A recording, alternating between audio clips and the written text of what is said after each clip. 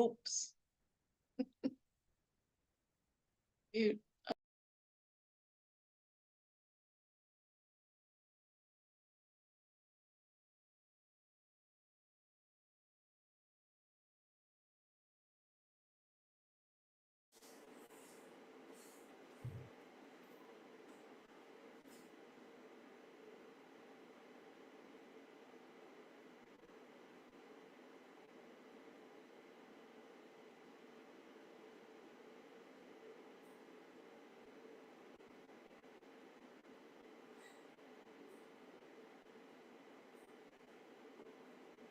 That's Prashant tweaking the tech.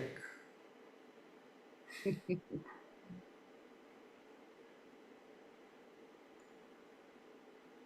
it warm down there in Florida, Ann, or are you somewhere else? I'm in Florida. Yes, it's pretty warm, but we Pretty did cold have. up here.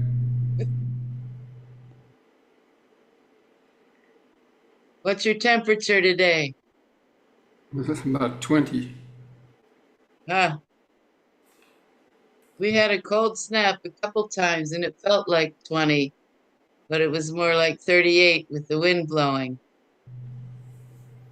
People wearing winter caps and coats. It was interesting. We could have that again one more time, maybe. Okay, friends, let's go ahead and start with reciting Namo Tassa and the three refuges for those who like to do that.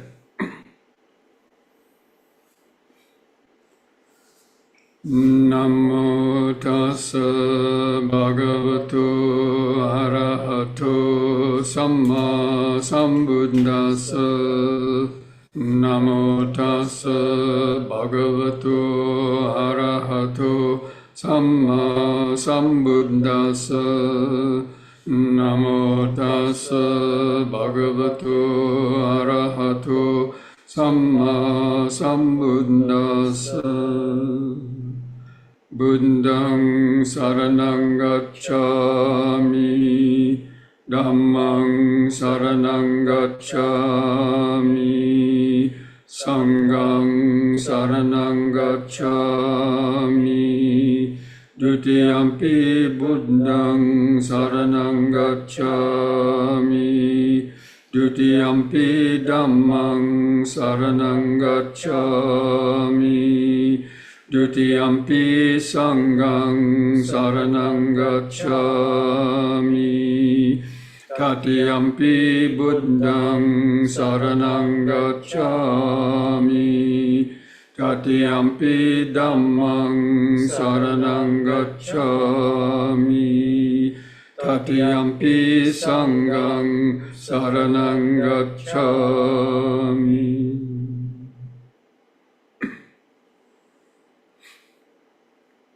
So welcome, friends, to this Wednesday evening Dhamma discussion and meditation practice. So this week we are going to be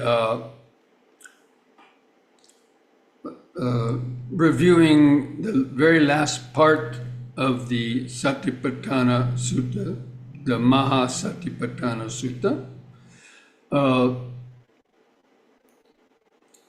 And we've been going over the Four Noble Truths the last couple of weeks. And so this week we're actually going to be reviewing the fourth of the Four Noble Truths. That is the path leading to the cessation of suffering. So you could say that this contemplation of the Eightfold Path is the culmination of all the other practice, and why we practice, all the other stages of Satipatthana are helping to cultivate those qualities of right view, right thought, speech, and of course meditation. So by the time you've gotten through those contemplations of the Dhammanupassana, the contemplation of the overcome the five hindrances, contemplating the impermanence of the five aggregates, contemplating the impermanence of the sensory stimulations through our six senses. And while you're doing that, you're cultivating the factors of enlightenment, leading up to the attainment of jhanic level concentration, equanimity, and then finally you actually penetrate the Four Noble Truths. So it's not like you're thinking about the Four Noble Truths in this contemplation. It's actually the realization. When you realize the Four Noble Truths, you realize them all sort of at once. In that deep moment of insight, you understand suffering, you understand the cause of suffering, the cessation of suffering, and then you understand the Noble Eightfold Path leading to the cessation of suffering. And that means you become totally convinced in it, that it culminates in the experience of, entering the stream. So you overcome all doubts, and so it's the really culmination. So anyway, but we're going to now review this the Eightfold Path, because it's always good to review it, because there's a lot in it. You could say the whole practice of Dhamma actually is in the Eightfold Path.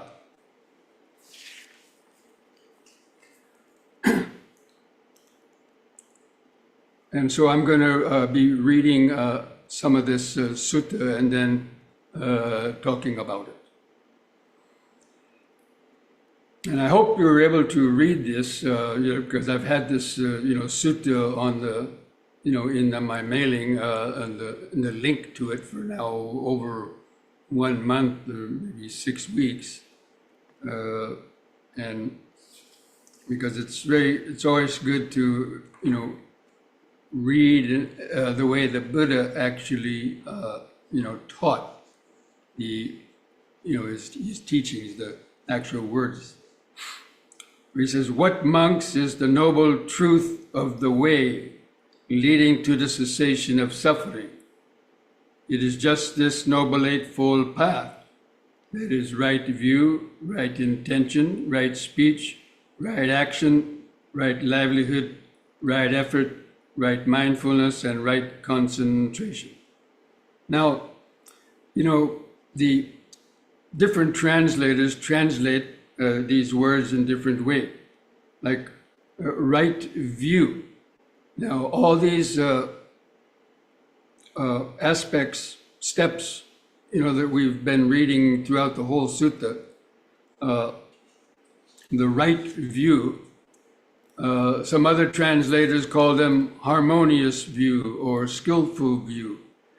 But basically, it's the view of, in this right view that the Buddha is talking about, it's understanding the eightfold, the Four Noble Truths. So, and what, monks, is right view? Knowledge of suffering, knowledge of the origin of suffering, knowledge of the cessation of suffering, and knowledge of the way leading to the cessation of suffering. This is called right view. Because for the Buddha, that was the most important view, understanding the nature of suffering, how it arises, how it ceases, and not necessarily knowing, how far the sun is from the earth or the moon, and the scientific kind of things or mundane things, or whether there's a God or not a God.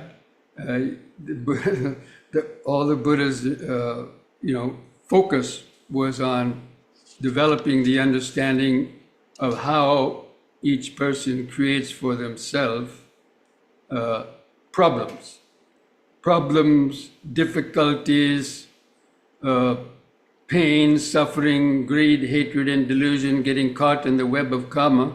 It's all because of wrong view. And so the right view, the Buddha right view comes first, because he's saying that if you're now, a viewpoint is sort of your idea about the world, your view of the world view, you might say. And in the Buddha's teaching, it would be the view of everything is impermanent. Anything you try to cling to with greed and hatred, or just strong craving, is going to get you caught up in the web of karma and create problems. So that right view is the of suffering and how it causes. That's the most important thing. If the view is wrong, if your view of the world is wrong, then your intentions will be wrong, or your thoughts will be wrong. And if your thoughts are wrong, your speech will be wrong. If your speech is wrong, your actions will be wrong. If your actions are wrong, your livelihood will be wrong. If your livelihood is wrong, your mindfulness will be wrong. If the right effort will be wrong. If the effort is wrong, the mindfulness will be wrong, and the concentration will be wrong. Now, when we say right and wrong, a lot of people think those are sort of moral judgments, but actually, in the Dhamma teachings, when the Buddha uses the term like right view, that means that view leads to less suffering and more well-being. It leads to happiness rather than more confusion, dissatisfaction, and downright pain. So that's the criterion for using that term samma. Samma means harmonious. So the that view, of course, covers the law of karma, that right understanding about the cause and the effect, about greed, hatred, and delusion, and about impermanence, and so on, that we contemplate. So, or right understanding. A lot of times the view is right understanding. And there's 3 levels of right view or right understanding. Right understanding is probably the better translation. And there's 3 levels. One is the intellectual level of right view. And so, like for most of us, we didn't hear about the Buddha's teaching or the Dhamma maybe until we were already teenagers or in our 20s or 30s. And, for me, it was, first time I heard it, might have been when I was 20 or something, but, never, because that was back in the 60s when there wasn't the internet. Now people are finding out about it because it's quite popular. But anyway,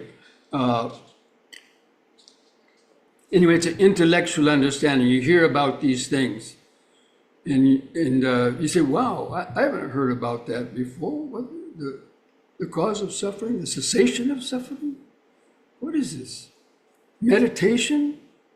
Talk about meditation and about experiencing, insights, and so, when you hear the Dhamma teachings, it's all kind of new. We haven't really heard that before. And so it pricks your interest, so that intellectual understanding. And that then gets you to want to start practicing. And as you start practicing, like observing precepts, practicing mindfulness, and developing concentration, then your understanding about the law of karma gets better. And your understanding about the mind, how our mind is so crazy, and how it's so deeply entrenched in wrong views and in attachments and aversions, because you see that more clearly, and you're kind of thinking about it, and observing how it's affecting you in the daily life. Sean, what is that? Look.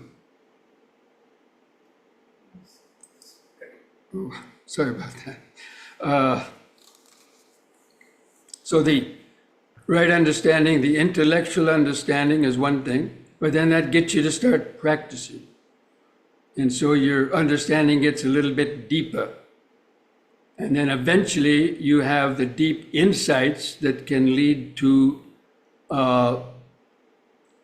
the stages of enlightenment, or even just deep insights that help you really to get convinced of the teachings, and to help you to practice even at a more a deeper level, or a more consistent level, because a lot of people's practice is very sporadic. Because they still have doubts, or they still don't have enough insights, so they get easily distracted, and so their practice is inconsistent, and that's why they're it takes them a lot longer. So the right view, and then those three levels of right view: the intellectual level, the level understanding that comes through reflection, and then the understanding that comes through the deep insights that you get when mindfulness and concentration is highly developed. And then the second step is right thought, or right intention. And it's really thinking about the Dhamma. Now, it means you can hear things, you can hear lectures and read books on Dhamma, and you say, yeah, that's cool, and I want to do that, but you get distracted, and you may not think about it too much. And then only later, when you get some suffering or something happens, you go back and reread something about the teachings. So right thought is important, because as you start thinking about the Dhamma, which goes deeper into the mind, that's part of the second level of right understanding, actually, is the right intention. And that has three parts to it: right intention, or right thought. That means the thought of renunciation, although I like to call it the thought of lightening up. So letting go. So, the right thought is about the Dhamma, and the Dhamma teaches us that, craving and clinging to things, is one of the causes of suffering. So it's thinking about how nice it would be to not have so much craving in the mind, or not being so dependent on the external world. People surround themselves with so many attachments and material possessions, and and then a lot of those material possessions then become a burden for people, and they have to spend a lot of time protecting them, and then people accumulate things, and then oftentimes they don't use them very much. And they wind up having attics and garages and cupboards, full of unused stuff, whether it's clothing or it's gadgets that you went out and bought things thinking you really needed them, and you might have used them once and put them away, and then you wind up stumbling over them, looking for other things. And so part of that renunciation means kind of lightening up your life, and downsizing. And especially as you get older, or like the example of parents who raise some children. Okay, you might have had to have a bigger house because you were raising two or three or four children, and then they get grown up, and they leave the house, and then you're left with a big house that you have to clean and have to fix the things going wrong, and so think about downsizing, sell that house in your later years, and get a smaller place so it's not so burdensome, doesn't take a lot of your time, and therefore you have more time to meditate or go on retreats. That's an excuse that a lot of people have. They have so many possessions, or they have a lot of hobbies or things that they like. Let's say whether it's animals or plants, or just going out every night of the week doing different things because you might be lonely or bored. And then you don't have time to, somebody says, hey, let's go listen to that lecture on Dhamma on Saturday night, or tune in this website, this Zoom talk. And you say, well, I got other things to do. And so, the mind is always coming up with excuses. So anyway, the right thought is about, thinking about the Dhamma, and that has three levels too. So right view had three levels. Right thought has three levels. The thought of, as I mentioned, renunciation or lightening up, and then the thought of non-ill will, and the thought of non-cruelty. So these are all about the Dhamma. The Dhamma teaches us that craving and attachments, bring a lot of problems, and that's associated with greed, of course, and then ill will. Ill will and cruelty. So people, have grudges against people, and they have ill thoughts, and plotting how they're going to get even with somebody, or just thinking bad about them, and it's like a poison in our mind.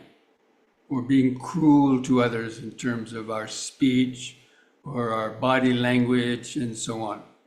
So, that affects our mind and also gets us into trouble, because if we go on thinking in those ways, then we're liable to take action on them and create more unskillful karma. So ability to change your thoughts. So anyway, thinking about the Dhamma. Now, the right understanding and right thought are those two factors of the Eightfold Path belong to the subgroup of wisdom. And I'll talk more about that later, when it's called the Sila, Samadhi, and Panya. But the wisdom, so the right view and the right thought. And I usually tell my own experience about this, about how, right thought is important.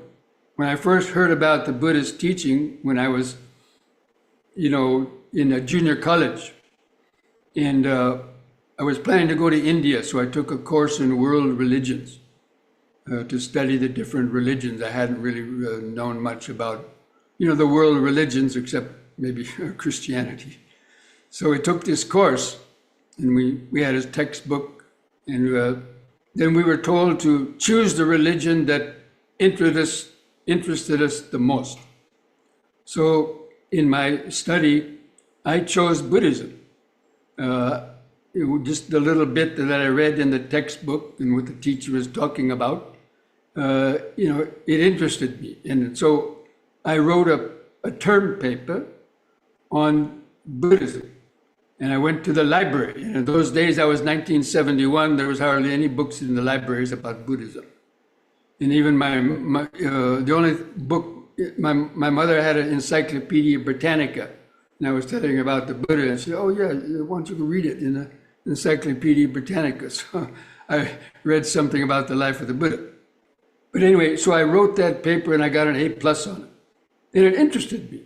It interested me to talk about meditation, the Four Noble Truths, dependent origination, about suffering, about rebirth even. Whoa, that's all new, It was interesting. So But after that, I I forgot about it because there were no centers around. There was no temples. There was no internet in those days, and so I didn't think about it. Kind of went in one ear and out the other, and I, continued, getting into mischief and breaking precepts and things like that. It's because I didn't go on thinking about it. So that's, I have a direct experience with this aspect of the connection between, the right view and the right thought in order to motivate us to practice more. And so the the thinking or the intention or the resolve to try to you know not to be so greedy and to reduce your cravings and desires, learning how to be more content and developing metta, developing the metta meditation, the karuna meditation to develop loving kindness and uh, compassion. So actually loving kindness and compassion are antidotes to ill will and cruelty. So ill will means having ill thoughts toward others. So the practice of metta, you are generating these thoughts of friendliness and kindness towards all living beings. And then the compassion, not to being cruel. You train yourself, to not try to kill so many insects. So if there's ants crawling around in your house or insects in your sink, instead of spraying them with an insecticide or doing other things to kill them, you develop compassion, try to trap them, put them outside. Or if there's mice in your house, instead of poisoning them or catching them in mouse traps to kill them, catch them with have a heart traps and then put them outside. So there's lots of ways that you can practice to kind of weaken the cruelty in the mind, and this helps to make the mind more peaceful. And when you meditate, the mind gets more peaceful. So the right view and the right thought, those are mostly mental things that you're doing with your mind. You're developing right view and the right thoughts.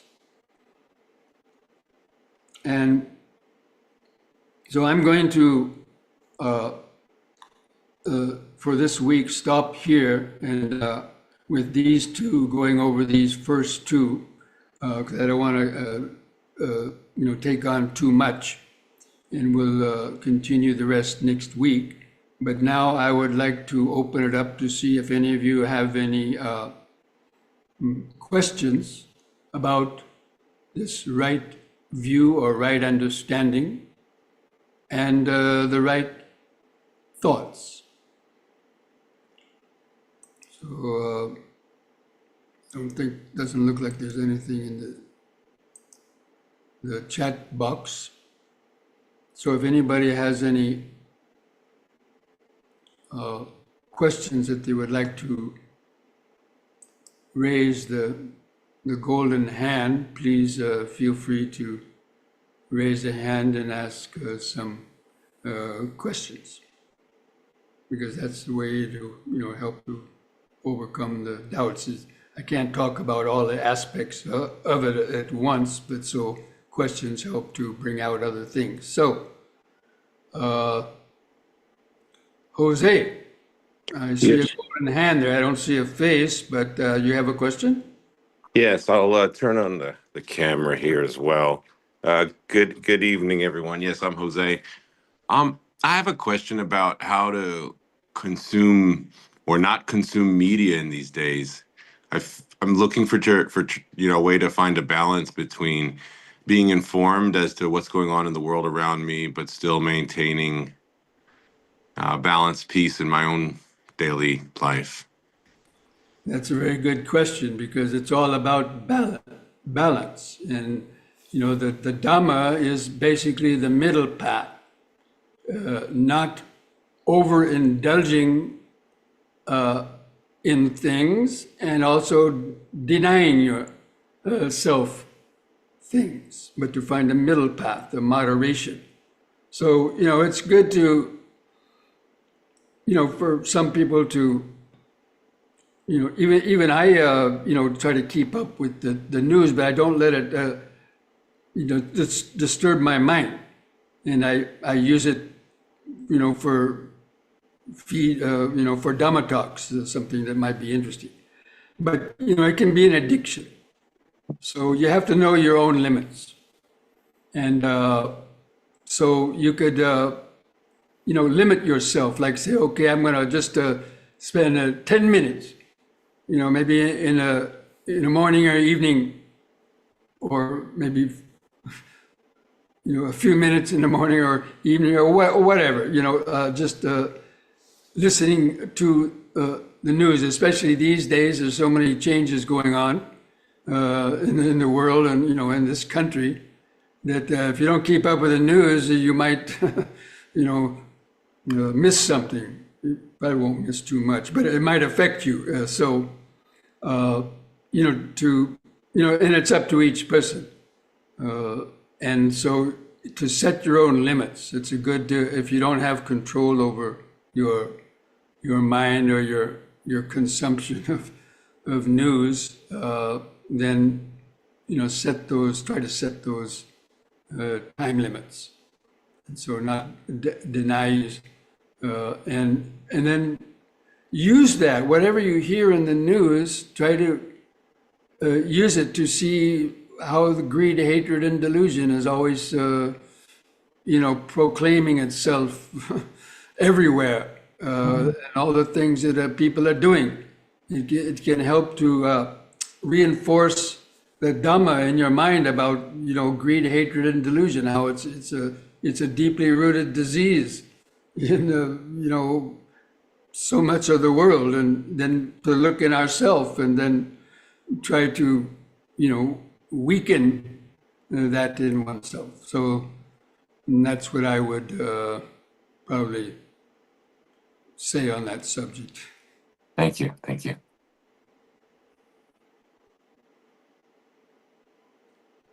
Of course, the Buddha had advice for the monks, and he said, whenever two of you ever get together, they said to speak about Dhamma or keep quiet. Because, if you start talking to people about news, of course, it's easy to get into arguments because everybody has different takes, and especially these days where the world is so polarized, that, you might keep your ideas to yourself, but it's not good to get into arguments with people. Cling to one's views and know that all views are just views, and some of them lead to less suffering, some lead to more suffering. It's what you do with it. Are there any other questions? Okay, there's a question from here in my audience here. The Lion of Wisdom is a question. Bhante, I have a question. Okay, Udiana, I'll save this question from Prashant for next. All right. To me, the right intention which we covered today and the right action which you're going to do next week, they're kind of related. Isn't that if you have the right intention, there is always the right action will follow? So it seems like they are one and the same, but there may be some, but they are listed as two different things. So try to see what differences that will. Yeah, these things, of course, they're all these various steps, they're very interrelated. And one helps to practice the other. So the right view will help you to practice right intention, because the right view means understanding the law of karma. So you know that if you, speak and act and even think the negative thoughts, then that's going to make your mind tired, and it would cause you to maybe, break the precepts and then have to experience the result of that. So the right view helps you develop the right intention. And then the right intention and the right thoughts help you to practice, because the more you think about it, you say, yes, I better practice the precepts, stop killing, insects, or stop telling lies, stop deceiving people, and maybe giving up, not intoxicating your mind so much. And so, the right view and right thought helps you to practice. And I'm going to talk more about that next week. But they are related. They're related. Okay. Yeah, that's one. And that's what at the very beginning, because he said, if your understanding is wrong, your intentions will be wrong. Yeah. And then when the intentions are wrong, your speech and actions will be wrong. So that's why the right view is so important. And there's so many wrong views out there. That's why we have to keep on thinking about it, because there's so many, all these conspiracy theories and wrong views about things, thinking there's no result of your action, doesn't matter what you do. Look at all these people, they're getting away with murder, and people are trying to drag us down with them. And that's why it takes a lot of, strength and energy not to allow ourselves to get, pulled in ways that we don't really want to. Yeah. Thank you. Okay, Prashant, you have a question? Sure, Bhante. Just to follow up on like the last two questions, which they placed, that yes, there is so much negativity, and you also mentioned about the balance. Maintaining balance is very important, and one of the factor in the balance is the maintaining restraint, which you pointed out is important.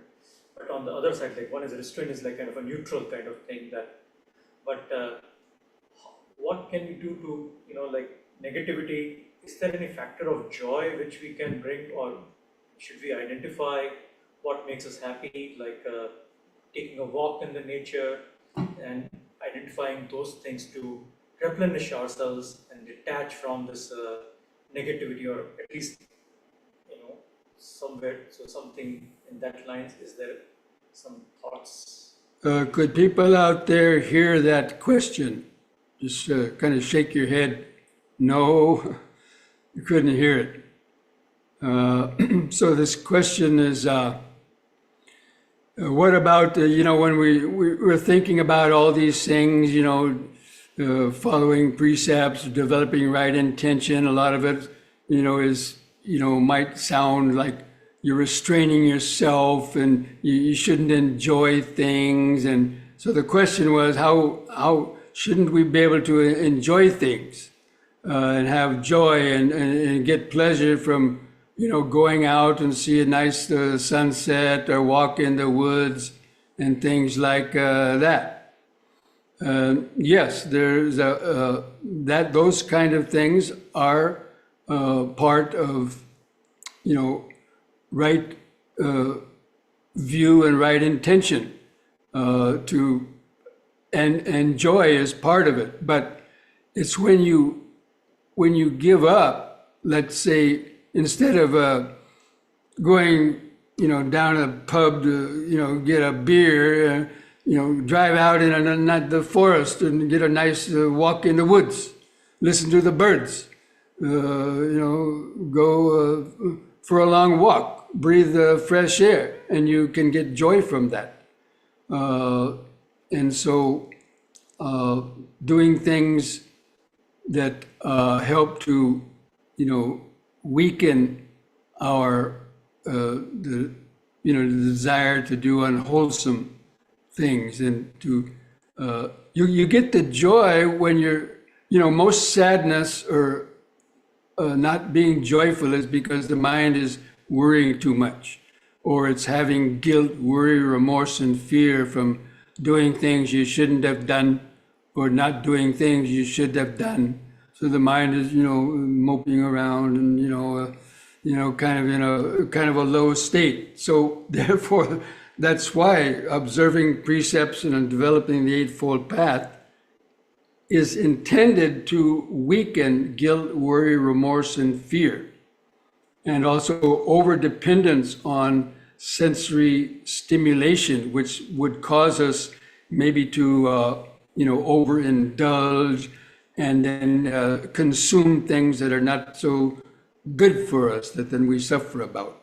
So, the whole practice of Dhamma is about understanding suffering and then doing the things that overcome the suffering and bring joy and happiness to the mind.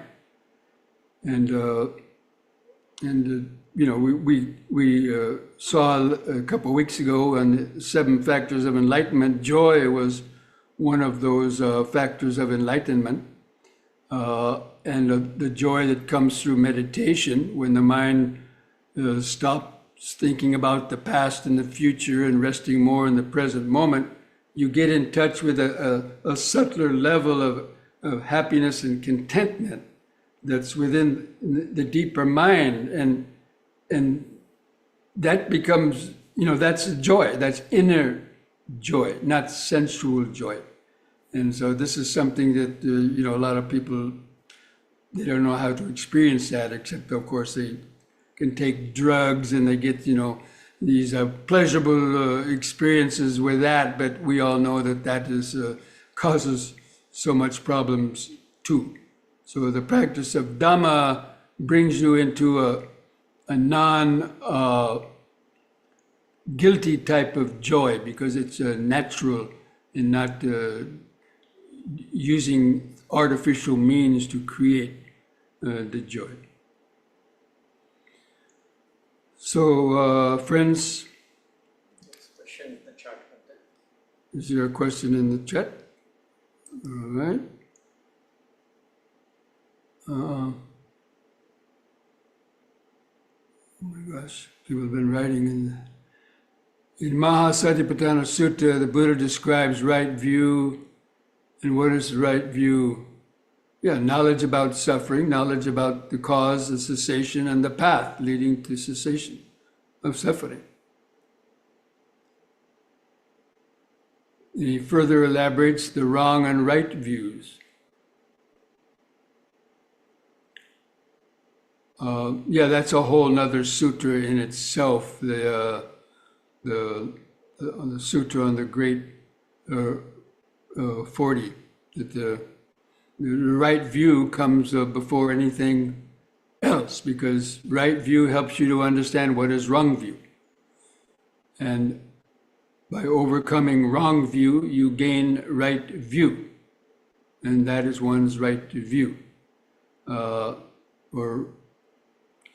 And it goes on and on. But I'm not going to go into all that now because that's a whole another Dhamma talk.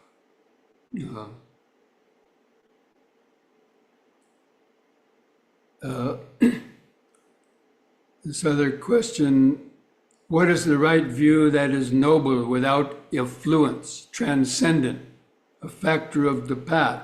Actually, that's a good question, actually. There's 2 levels of right view, what is called mundane right view and transcendental right view, or supramundane right view.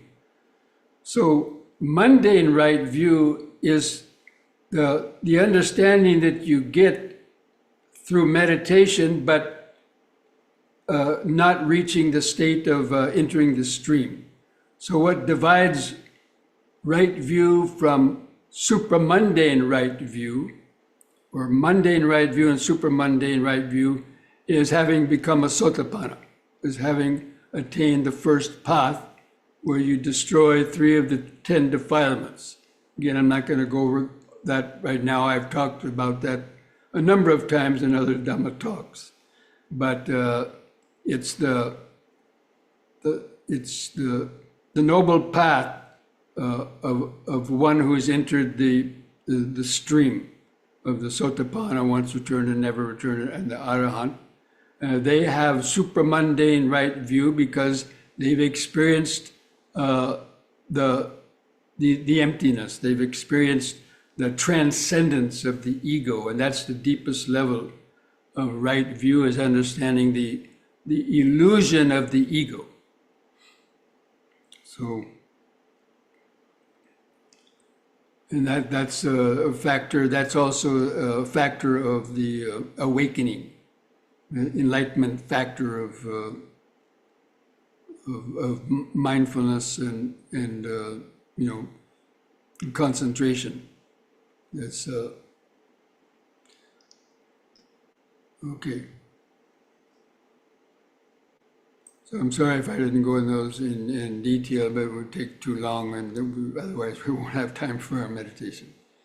Okay, so we'll go ahead and stop here now and take a few minutes, and then come back for some stretching, some deep breathing and stretching, and then sit there for the meditation, see if we can develop some right view. Okay? So we'll see you back in a few minutes.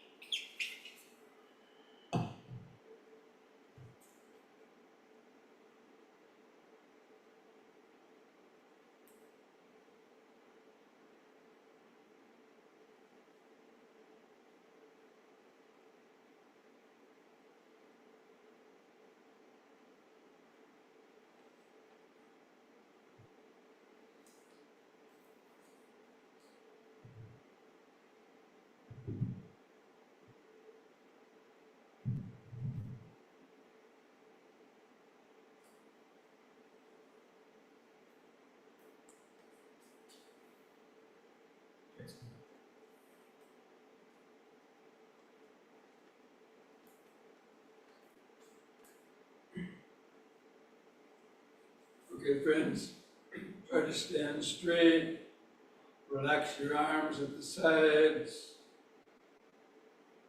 feel your feet pressing the floor, just gently close your eyes, try to feel the height and the weight of the body over your feet, and try to feel the outline of the standing body. begin some deep, slow breathing. After breathing in, hold the air in your lungs for 2 seconds, and slowly breathe out. Take several deep, slow breaths like that, developing this mindfulness. Breathing in, letting go of the past and future. Breathing out, standing here and now. Breathing in, letting go of the past and future. Breathing out, standing here and now. Breathing in, feeling the whole body. Breathing out, feeling the whole body. Now we're going to combine this deep breathing with these movements. Do the movement while breathing in, holding that position for 2 seconds or so, then returning to the starting point on the out breath. Repeat each movement 3 times. The whole time, you keep your concentration on the body, feeling the sensations being generated by the breathing and movements, the stretching, just letting go of the thoughts. So on the next in-breath, raise the arms over the head, interlock the fingers, turn the palms up, straighten your arms, stretch the head back, stretch upwards, release the fingers, the out-breath, arms back to the side. Feel the sensations, the hands go down. And again, in-breath, hands over the head, interlock the fingers, stretch up, bend back a little bit, feel the arch in the lower spine, out breath, hands back to the sides. Once more, in, stretch up, bend back a little more, hold it a little longer, feel the sensations,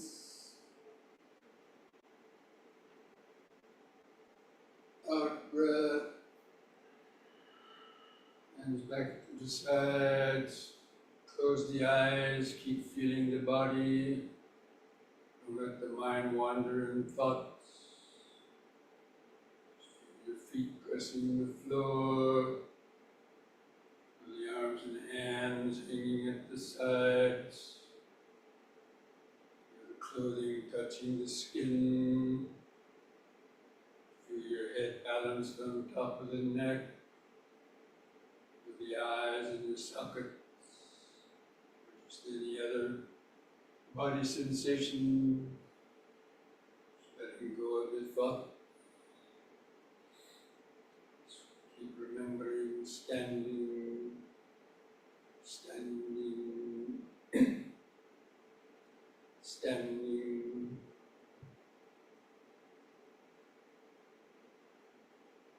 Just by repeating the word standing, that's the right thought. Keeps you out of thoughts of the past and the future.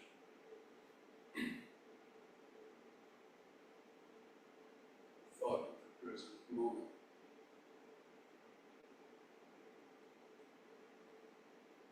On the next in-breath, lift up on the balls of the feet while raising the hands over the head. Face the hands toward each other. Stretch up. Out breath, come back down.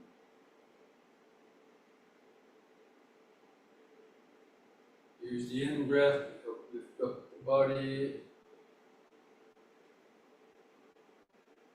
Stretch. Out.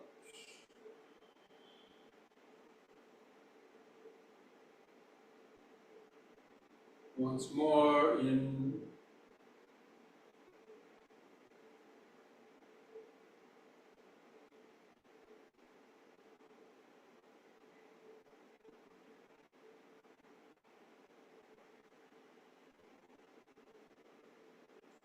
relax.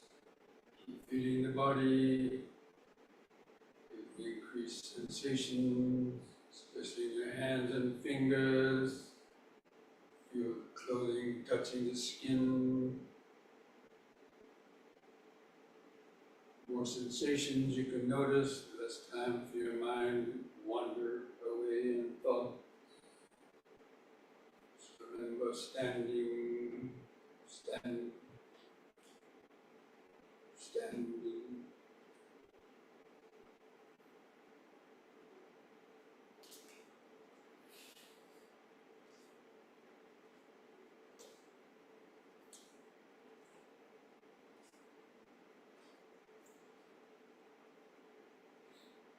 Next we'll do side bending using both arms. On the next in breath, raise both arms up. Keep your fingers and arms straight, close to your head. On the out breath, bend over your right side as far as you comfortably can. Feel the stretch in the side. Arms and hands parallel to each other like railroad tracks. In breath, lift up. Pause a moment. And the other side, out breath.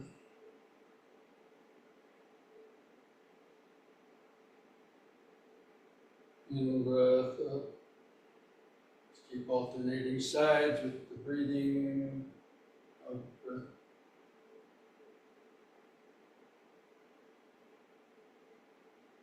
In. Out.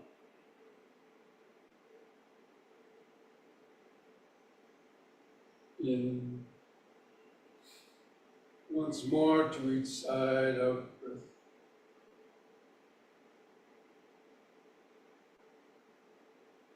In.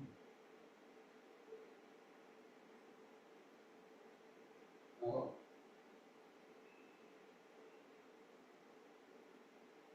In. The out breath, lower both arms. Close the eyes, keep feeling the body. Feel the outline of the body. Head on top. Arms at the sides, clothing touching the skin. Feet pressing the floor. Standing, stand. Just let your thoughts come and go in the back of the mind.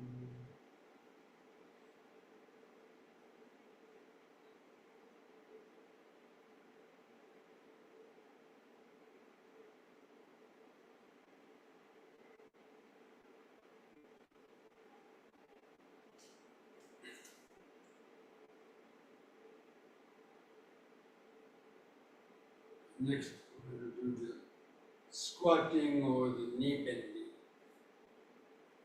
On the next in breath, again lift up on the toes while raising the arms up front for balance. On the out breath, bend your knees and lower down into the squatting position if you can. And take a deep breath, feel the muscles in the legs pushing the body up on the toes.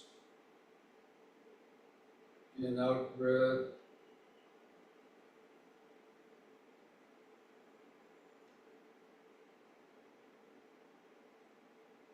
In.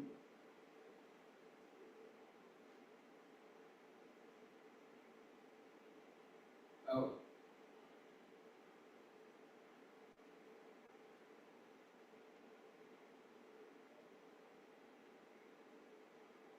In.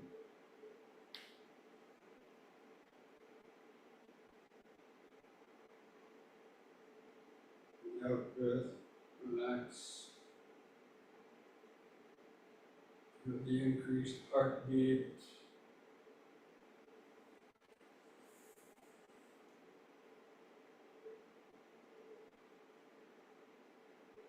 The other sensations.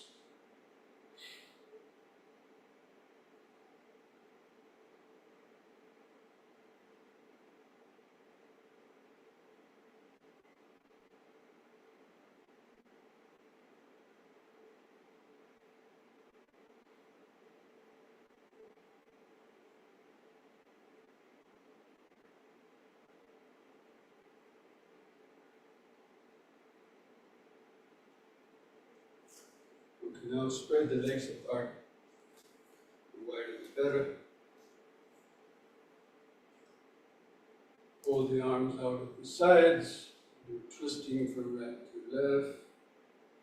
Breathe in. On the out breath, twist to the right. Keep your eyes focused on the hand, going back.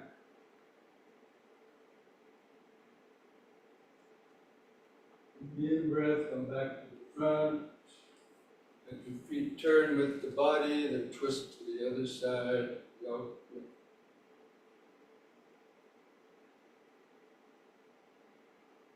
In breath, front.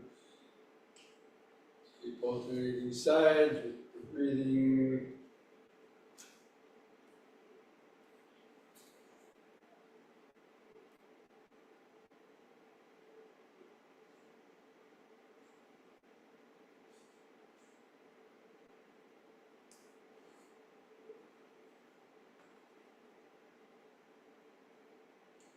Once more to each side.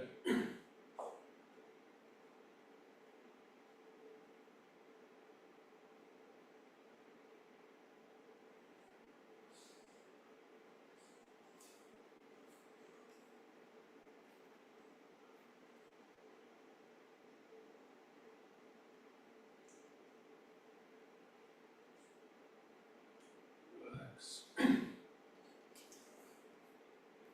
Feel each foot pressing the floor.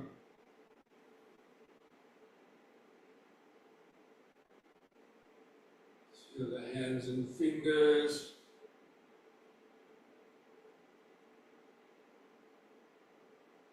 Feel the clothing touching the skin.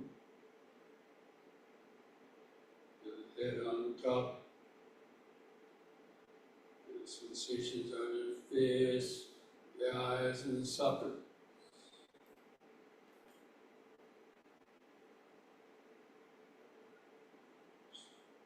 Present moment, body-centered awareness.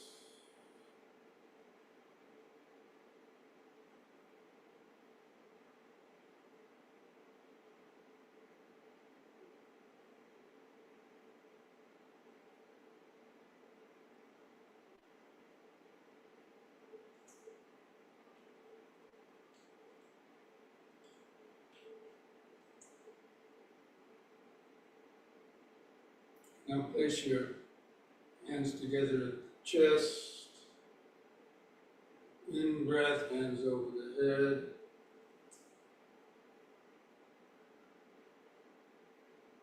In the out breath, hands to the chest. Bend the knees, lower down, and keep the back upright. Stretch the knees and hips. In breath, all the way up.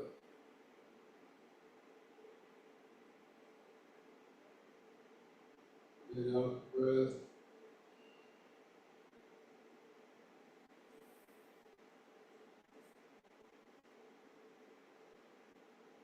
In.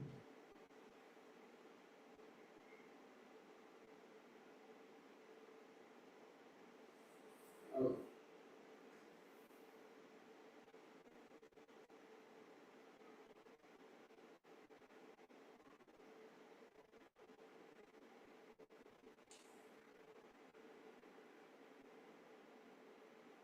The out breath, arms back to the sides.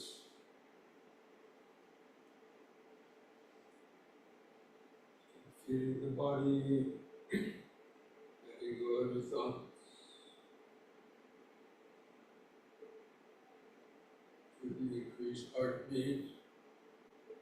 Breathing.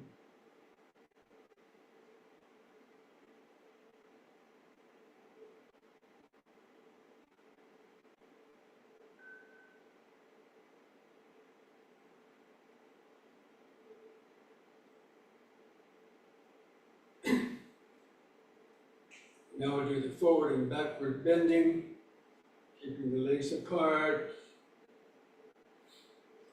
Hands touch the front of your legs. Breathe in.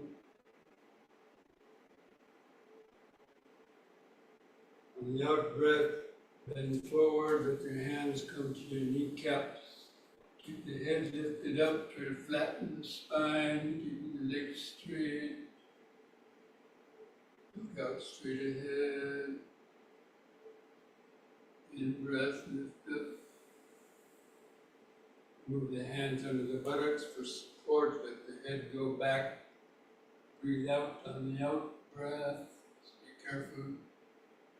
Look up at the ceiling, to the arch in the spine. In breath, lift up. Second time, let the hands come below the knees. Still keep the head lifted up, legs straight, feel the extra stretch in the back of the legs. Let the little bones in the lower spine stretch out. In breath. In the back bend, just be careful.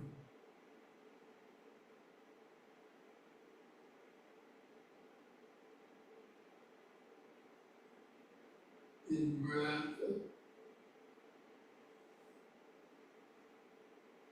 And the third time, let the hands come down towards the feet, as far down as you can reach.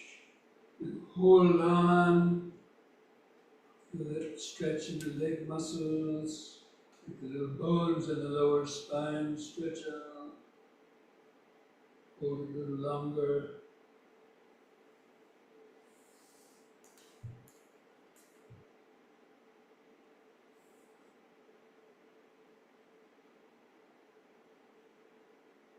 Begin lifting up.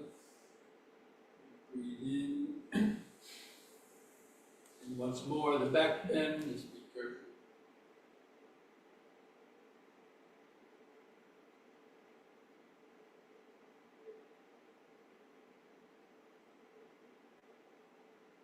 In breath.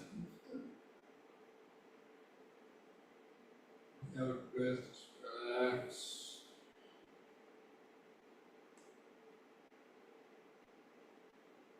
Feel the whole body vibrating, pulsating.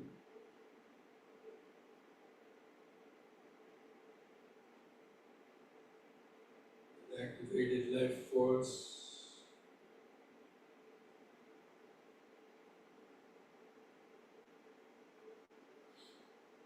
Now bring your legs back together. One last exercise. Turning the head from right to left. On an in breath, turn your head to the right. Look over your right shoulder. Get a stiff neck. Just be careful. Let it twist in the neck. The out breath. Turn all the way back to the left side. Go over the left shoulder. In breath back to the right. Concentrate into the neck vertebrae. And then loosening up. Out breath left.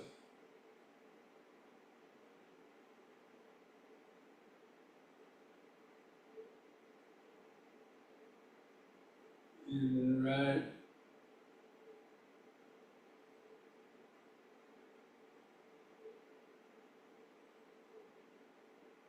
Out left.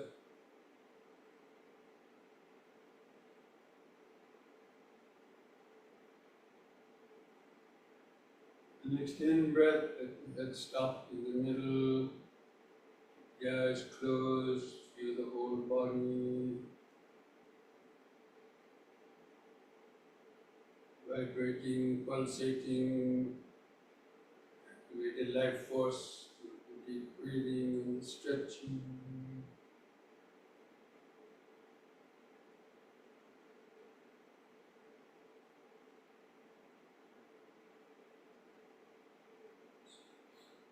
Present moment, body centered awareness.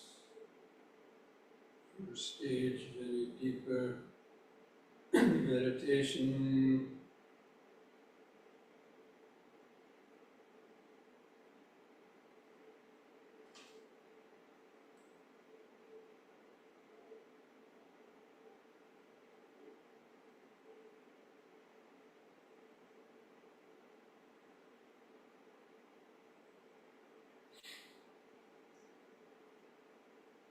Okay, now let's come back to our seats. Get ready for the sitting.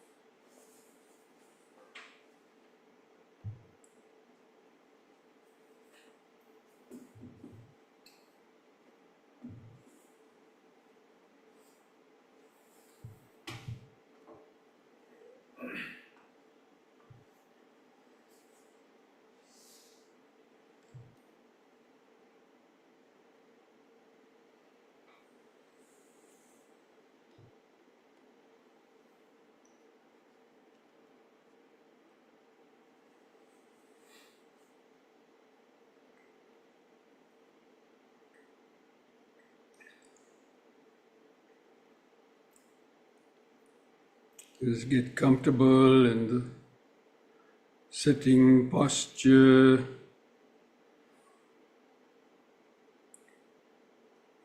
Start to align your back of the head and spine in a straight line.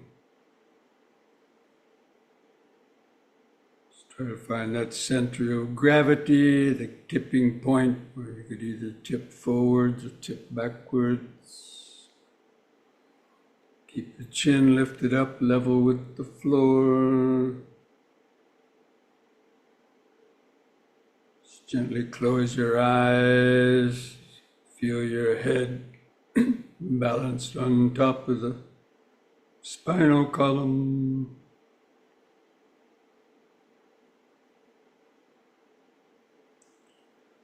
Just feel your eyes in the sockets.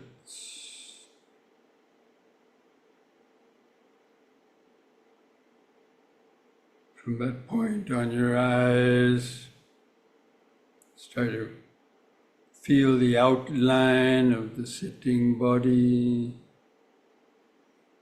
the sense of the head on top, the arms at the sides, clothing touching the skin, buttocks and feet pressing the floor, the seat, all those different body parts create the outline of the sitting body, the present moment.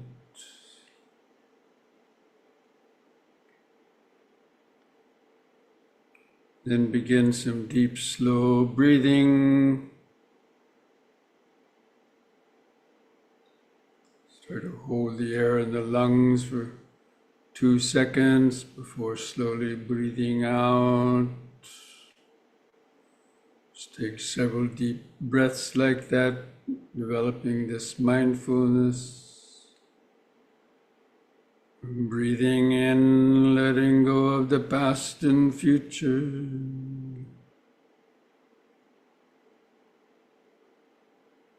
Breathing out, sitting here and now. Breathing in, letting go of the past and future.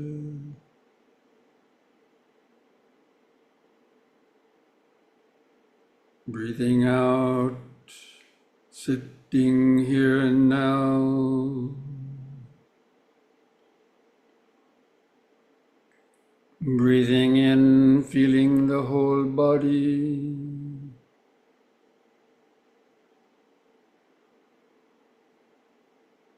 Breathing out, feeling the whole body.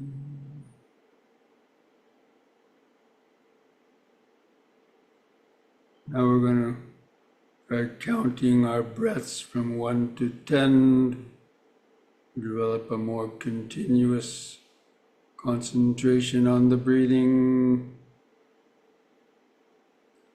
I'll do the counting for you. Just try to follow that with your breathing and concentration. So with the next expanding in breath, mentally count to 1.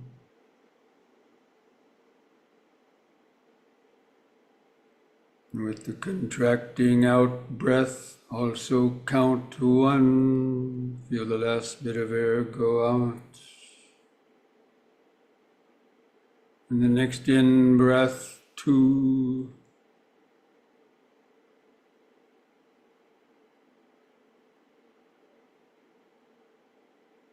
Out breath, 2.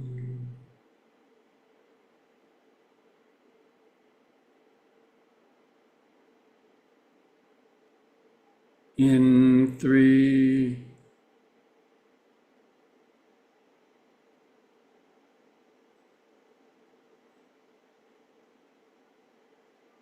Out 3.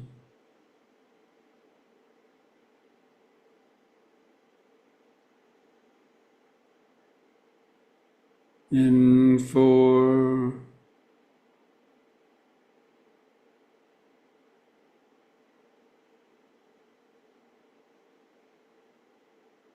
Out 4.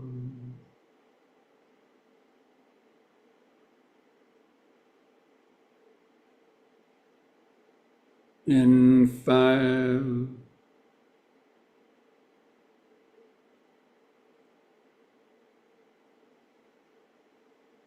Out 5.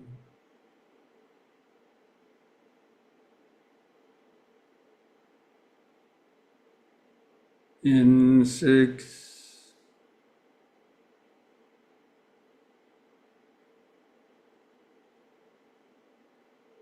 Out 6.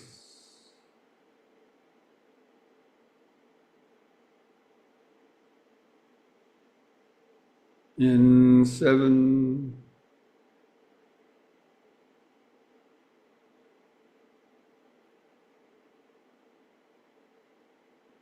Out 7.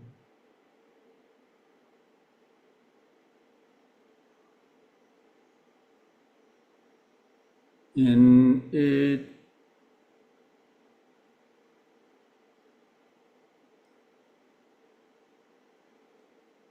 Out 8.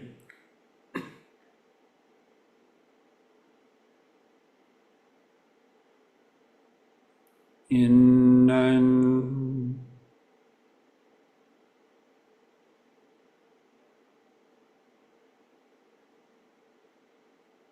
out 9,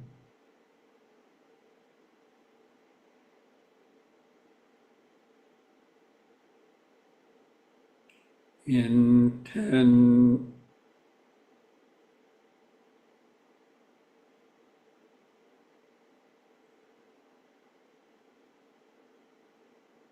out 10.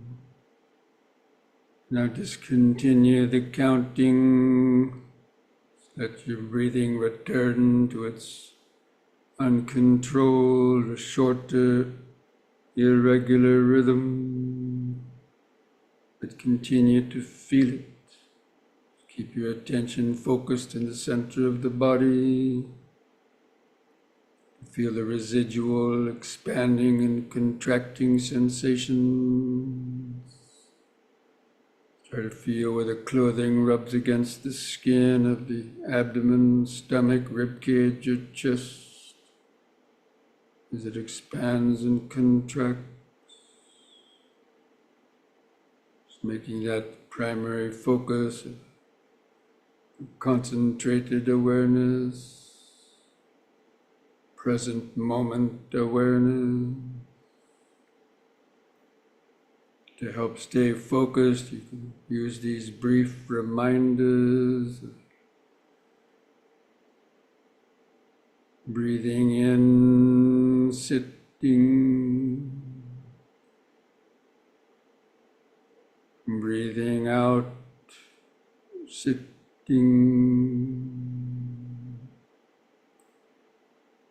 breathing in, sitting,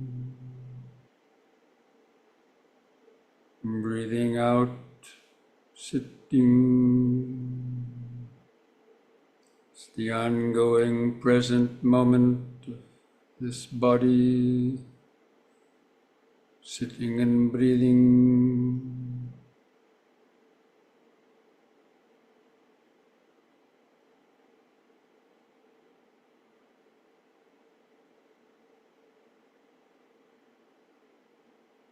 Just tune into the 4 phases of each breath cycle. The expanding in breath and the brief pause.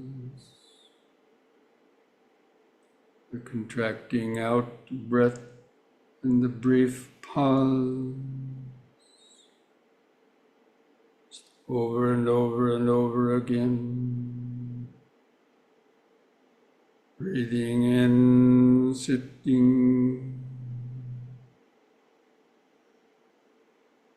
Breathing out, sitting. Just letting go of your thoughts. Just let your thoughts come and go in the back of the mind. Just keep the breathing body in the front of the awareness. Like you are looking into a mirror, just watching the body sitting and breathing.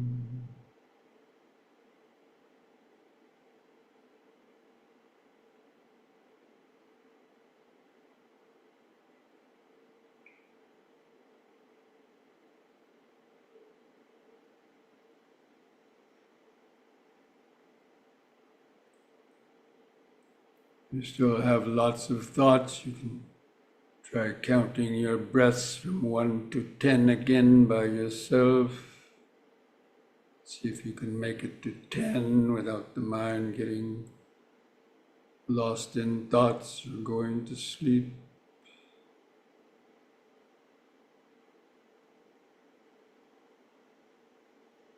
Or just continue to maintain that awareness of breathing in, sitting, breathing out, sitting.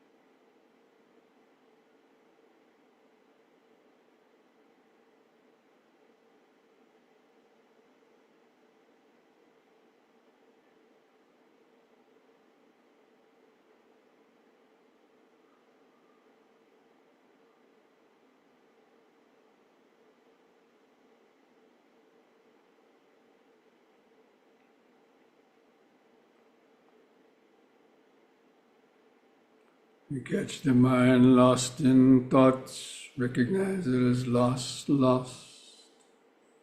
Take a deep, slow breath, bring the mind back into the body, back to your countings, back to breathing in, sitting, breathing out, sitting.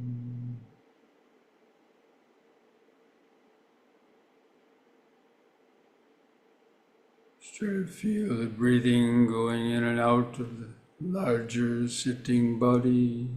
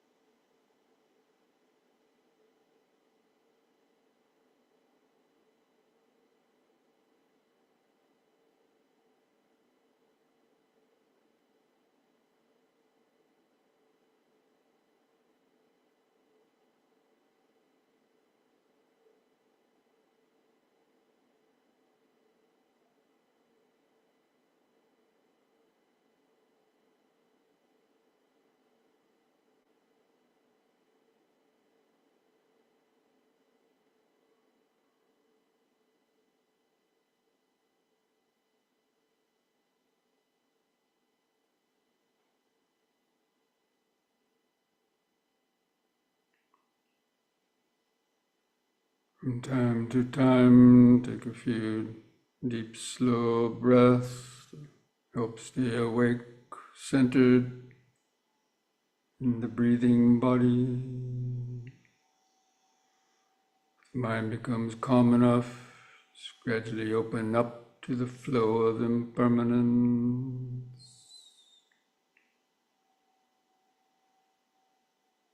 cultivating the right view.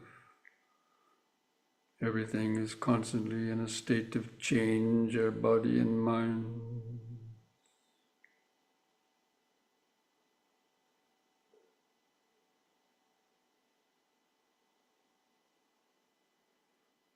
Body sensations constantly changing,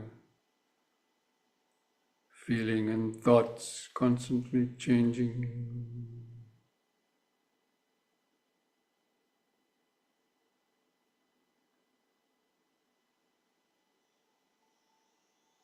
The body just keeps sitting and breathing, sitting and breathing. Everything is just coming and going through this breathing body.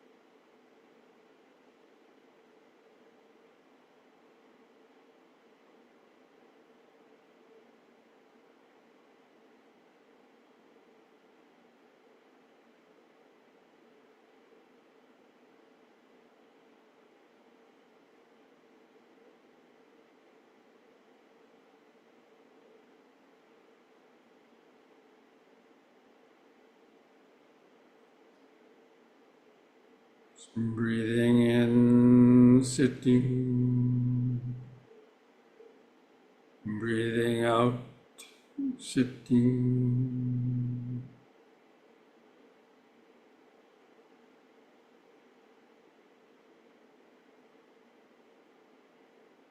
It's cultivating mindfulness and concentration.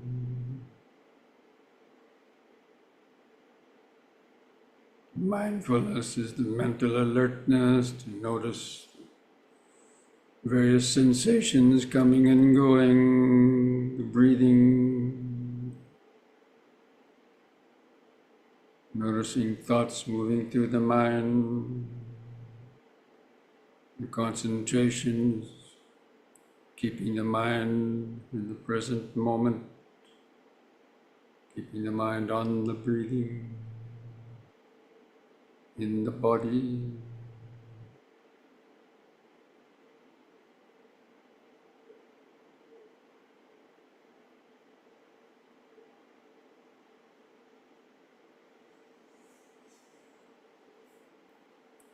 Especially try to feel the brief pauses between the breaths. Help stay more awake. Try to notice subtler and subtler sensation.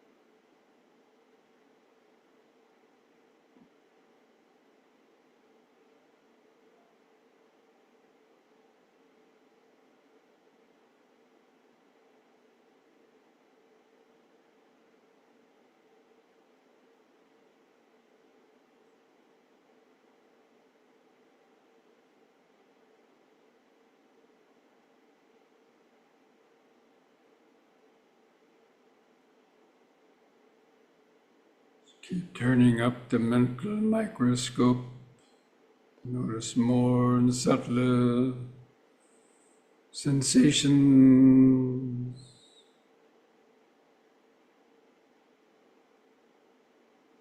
Observing the interconnection between the aggregates, vibrations, feelings, perception, and thought.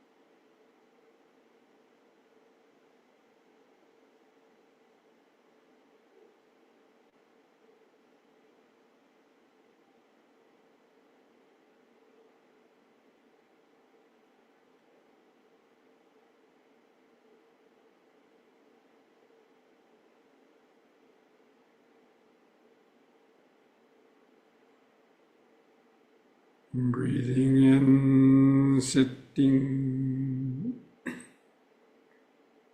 Breathing out, sitting. So many different sensations come and going. Pleasure and pain come and go. Sounds come and go. Thoughts, ideas come and go. Thoughts of I, me, and mine come and go. These are all just a continuous flow of impermanence and change of the five aggregates.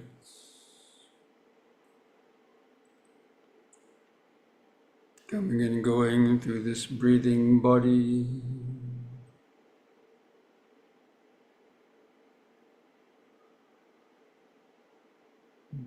Suffering arises when we cling to those phenomenon with ignorance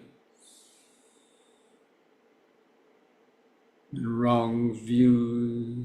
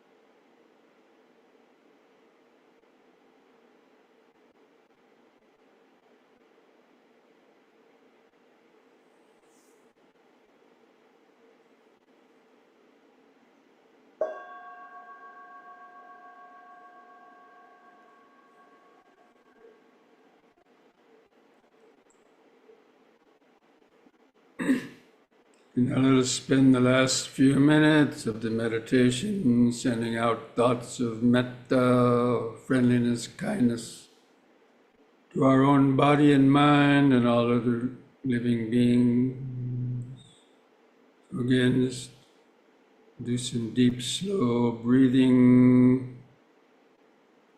After breathing in, hold the air in your lungs for several seconds. Try to feel that oxygenated blood going out throughout the nervous system, bringing life force, oxygenated blood to all the cells of the body, and on the out breath, feeling that relaxation of body and mind in the present moment. Just take several more breaths like that, developing this mindfulness. May I be well, peaceful, and wise, free from greed, hatred, fear, and ignorance. May I be free from the self-created sufferings of body and mind due to unskillful thought, speech, and action. May I have the patience, strength, mindfulness, and wisdom to meet and overcome all difficulties in life. May I be able to continue my practice of meditation to help deepen my understanding of the Dhamma and to free the mind from self-created suffering. May I be well, peaceful, and wise.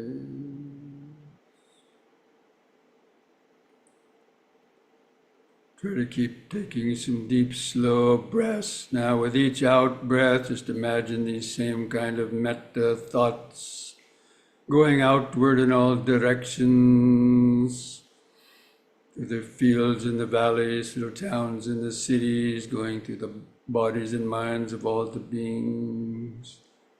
Just with these metta thoughts, that may all living beings, wherever they might be, living near or far away, weak or the strong, rich or the poor, famous or the obscure, may all living beings be well, happy, and peaceful, free from greed, hatred, fear, and ignorance, free from the self-created pains and sufferings of body and mind due to their unskillful thought, speech, and actions. May all beings have the patience, strength, mindfulness, and wisdom to meet and overcome all difficulties in life. May all beings be able to hear the teachings of the Dhamma and to learn and practice meditation to help free their minds from confusion and suffering. May all beings be well, peaceful, and wise. May all beings be well, peaceful, and wise. It's like a mantra reverberating throughout space. Well, peaceful, and wise.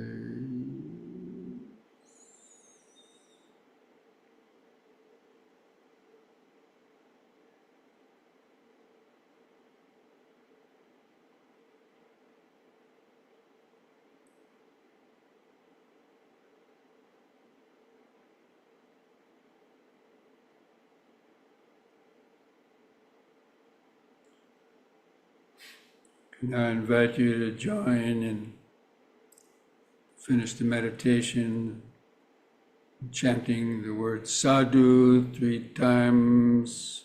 Slowly, we do that chanting on a long out breath. Feel those vibrations in the body and mind. Take a deep breath.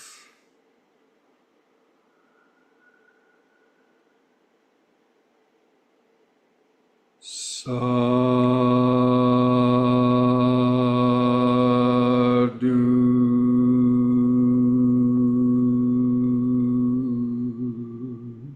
Breathe.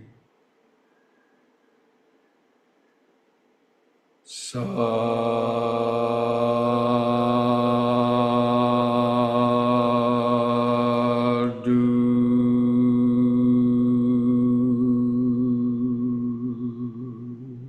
Breathe. Sadhu.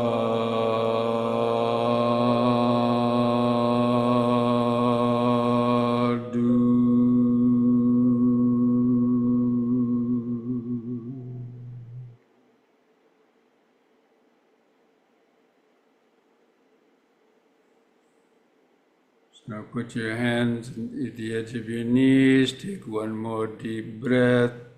As you breathe in, stretch your head back, pull the hands against your knees to arch your spine backwards.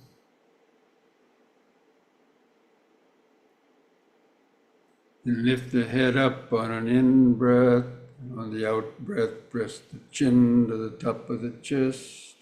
Stretch the neck vertebrae.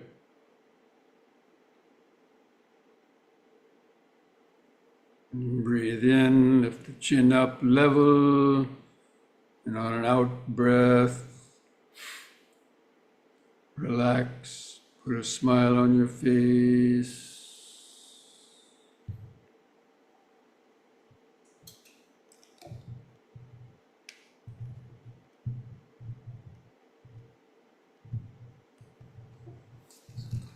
Okay, friends, this brings our evening meditation to an end. I hope you're all able to have at least some minutes or longer of some good mindfulness, concentration, maybe some insights, reflecting on the nature of your own mind. So next week we will continue looking at the right speech, right action, right livelihood of the Eightfold Path. So until then, be well, be peaceful, be wise. Don't forget mindfulness a day keeps dukkha away. And Namo Buddhaya. Namo Buddhaya. Thank you, Bhante. Thank you, Bhante. Thank you, Bhante. Thank you, Bhante. Thank you, Bhante. Thank you, Bhante. Thank you.